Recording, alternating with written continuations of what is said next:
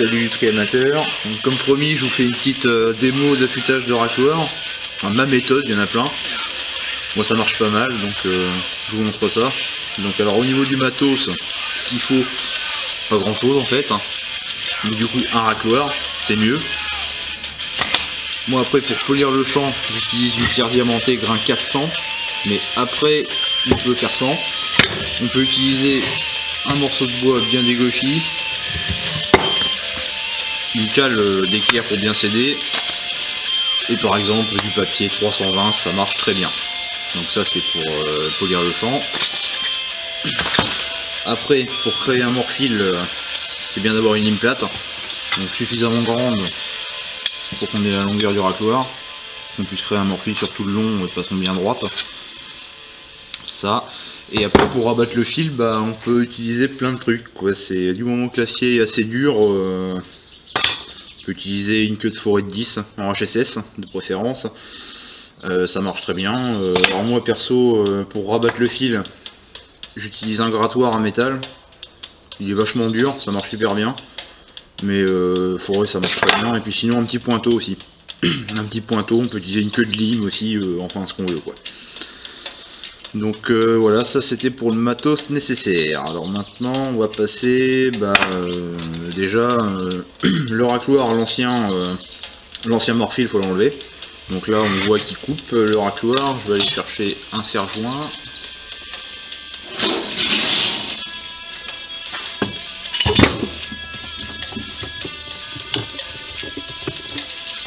Donc là on voit qu'il coupe.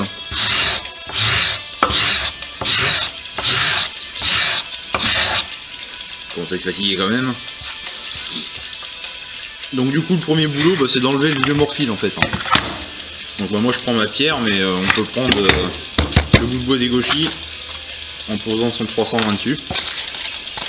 Collé ou pas, au final peu importe, mais et puis du coup on enlève le vieux morphile. Donc ça marche avec du 320, faut qu'on vienne tout lisse en fait, qu'on sente plus quand on passe le doigt de morphile. Bon, je vais faire ça à la pierre, ça va un peu plus vite quand même.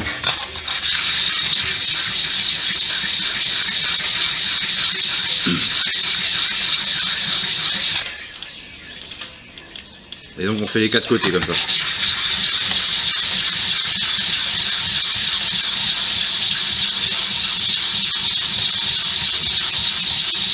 Il faut vraiment plus sentir de morphile quand on passe le doigt comme ça.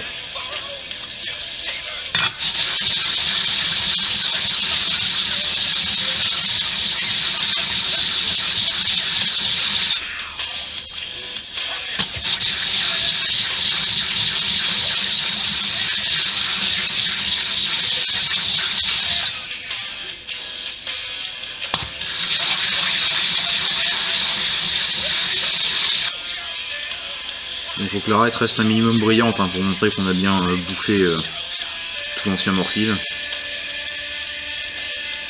Donc voilà, ça c'était pour enlever le vieux morphile. Alors maintenant on va en recréer un nouveau avec la lime, un grossier. Donc on va passer sur l'étau.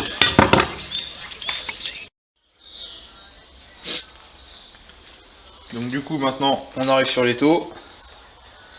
Donc moi je fais ça sur un étau, mais on peut le faire sans, parce que je trouve ça plus pratique, c'est plus stable.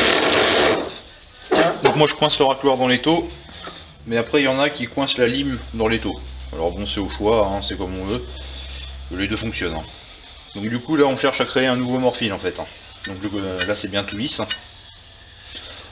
On prend notre lime plate, on peut s'aider d'une cale pour être bien d'équerre. Ce qu'il faut faire gaffe, c'est de faire un truc droit, de prendre une lime assez rigide, pour pas qu'elle plie quoi, tout simplement. On arrive à faire un morphile régulier sur toute la longueur et de façon droite. Donc on y va.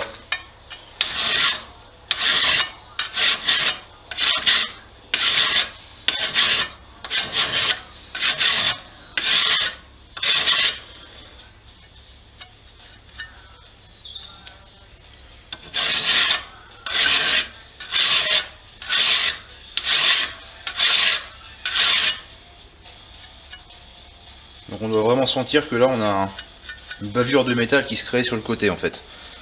On doit vraiment le sentir.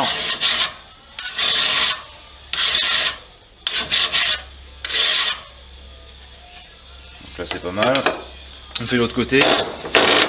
Donc en faisant attention de ne pas serrer le morphile qu'on vient de créer dans l'étau, hein. Sinon ça ne sert pas à grand chose. Tac.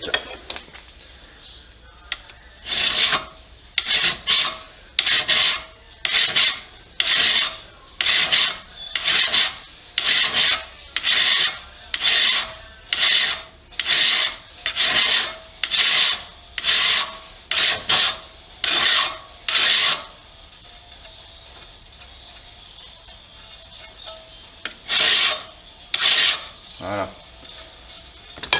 Donc là on a créé le morphile. Donc du coup comme la lime ça laisse des traces d'usinage, on va polir le champ. C'est-à-dire qu'on va rendre la surface ici brillante. Donc parce que là bon, on voit les traces de lime dessus, ça c'est pas terrible, ça va laisser des rayures quand on va passer les coups de racloir. Et donc du coup là on va utiliser le papier avec une cale d'équerre ou la pierre diamantée, c'est au choix. Donc on va repasser sur l'établi.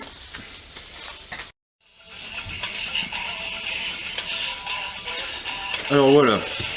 Bon alors là pour s'aider, pour être bien d'équerre, c'est pas mal d'avoir une cale en bois.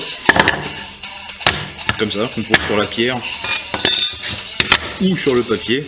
Donc là 300 en 1, comme ceci. Donc voilà. Ça permet d'être bien d'équerre pour polir le champ. Donc je vais le faire sur ma pierre. Donc grain 400, il n'y a pas besoin de monter jusqu'au 2000 pour faire ça, hein. C'est pas utile du tout. C'est juste de leur donner une surface bien droite et brillante sans le coup de lime. Donc là. L'avantage des pierres diamantées aussi, c'est que ça permet de pas user les pierres à eau. C'est-à-dire que là, une pierre à eau, quand on fait des allers-retours comme ça, on la creuse à une vitesse assez phénoménale. Et du coup, on fait des allers-retours comme ça.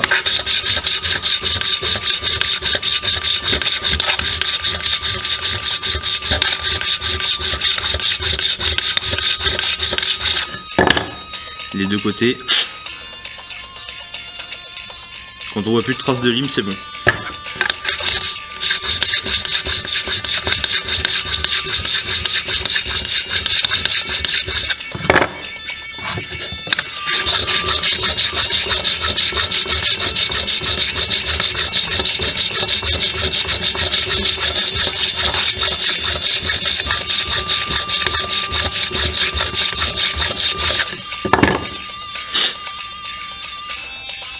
Bon là je suis pas mal, et on doit toujours sentir le morphile là. Si on le sent plus, c'est que on n'a pas fait ça d'équerre. Donc ça, et après du coup, là le morphile est rabattu sur le côté. Et là ce qu'on va faire, c'est le rabattre sur le champ, comme ceci, donc de ce côté.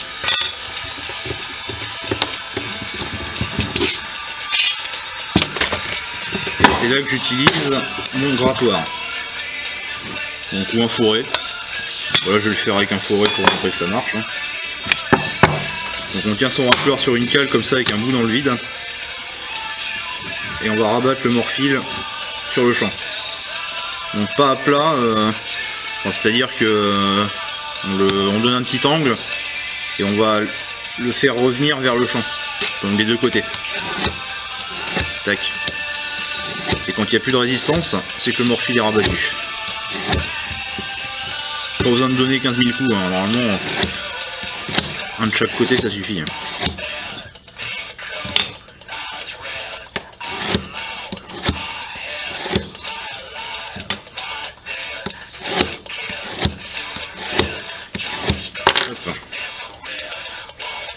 Donc là le fil est rabattu sur le champ et maintenant on va le re-rabattre dans l'autre sens.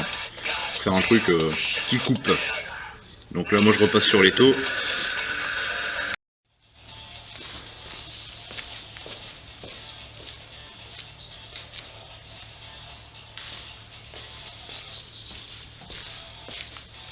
Donc alors je recoince mon racloir dans l'étau.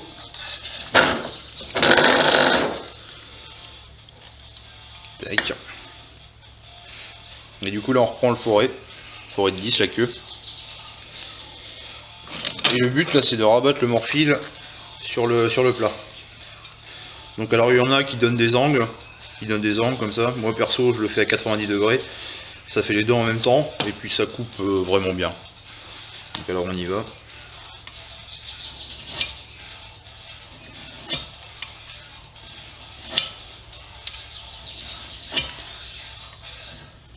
Et en fait le fil est bien rabattu quand on sent plus de résistance, que la queue glisse vraiment sur le champ du racloir. Faut plus qu'on sente de résistance. Et là on a l'impression qu'il n'y a plus de morphile, enfin, mais en fait ça coupe maintenant.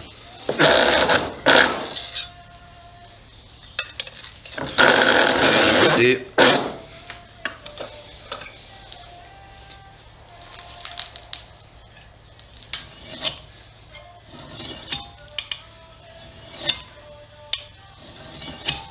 Hop là. Bon, ça n'a pas l'air mal.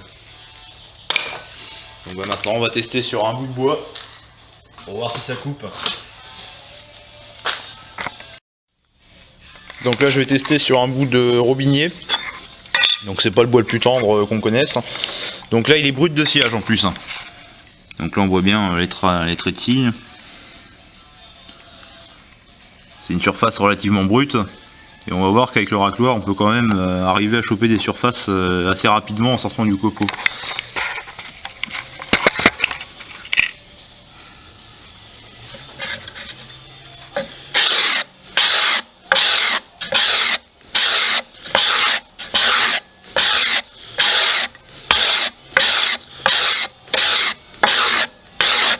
Donc on essaye les 4 côtés, mais normalement ça doit couper sur les 4. Puis pour qu'il coupe, il faut vraiment qu'on ça fasse du copeau comme ça et qu'on sente qu'il y a un effort de coupe. Si ça glisse, c'est pas bon.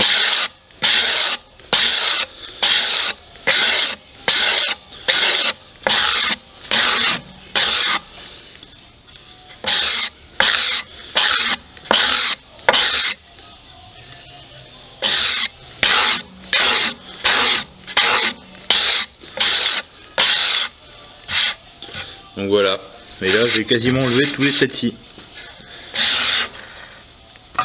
Et là on voit bien que le racloir c'est pas un outil qui gratte en fait.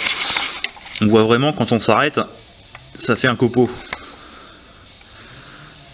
Donc on le voit bien là. Qui tient encore. Ça fait vraiment du copeau quoi. C'est un outil coupant, c'est pas du papier de verre. Donc voilà pour la démo.